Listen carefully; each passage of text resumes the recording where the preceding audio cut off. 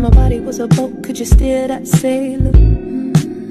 Make it feel like it's a 1960s Hollywood trailer. Classic like cars, classic like Elizabeth Taylor. Need you to romance me, I need a...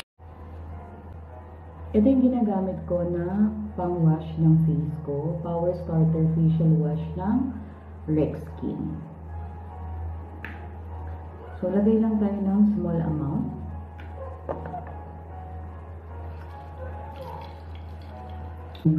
May anemia ako. So, anemic ako. Kaya ganyan ko kaputla yung labi ko. Papakita ko lang yung small amount na nilagay ko.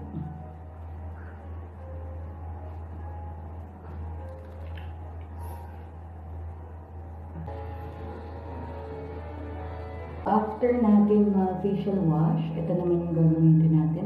Deep cleansing water na Rex. So, lagay lang natin sa cotton.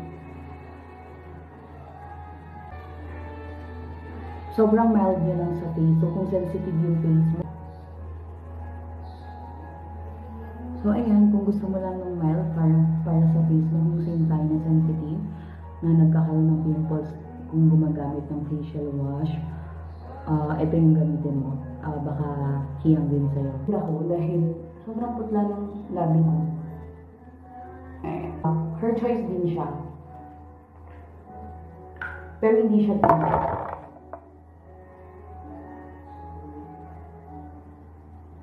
So, yung tinted, yun yung ginagamit ko kapag lalabas ako ng bahay. Pero pag sa bahay lang, ito yung ginagamit ko.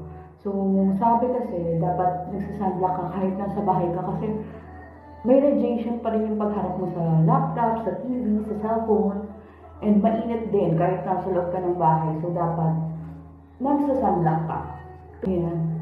So, before talaga, hindi ako nagsasunblock. Pero ayun, may dark spot ako dito. Kasi nanghihinayang ako sa pera. Ganon. So, dati hindi siya pasok sa budget ko. Pero, ngayon na tumatanda tayo and kaya naman na ng budget natin mag-skincare. Sinama ko na siya sa, mga ginagamit ko. Pero before talaga, hindi ako gumagamit yan. Kaya lang, ayan, meron ako mga dark spot na.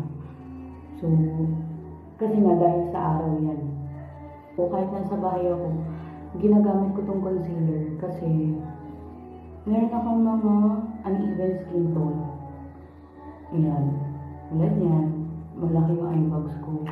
May dark circles talaga ako because of my anemia. Parang magpantay lang din sa daig mo. Maglayag lang din ang sunblock sa daig.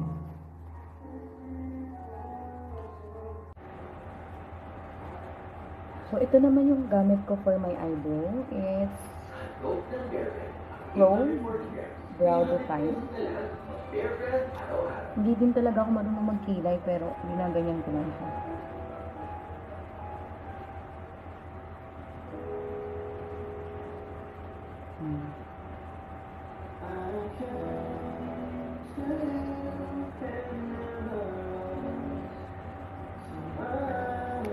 May brush to, ikakalat lang natin.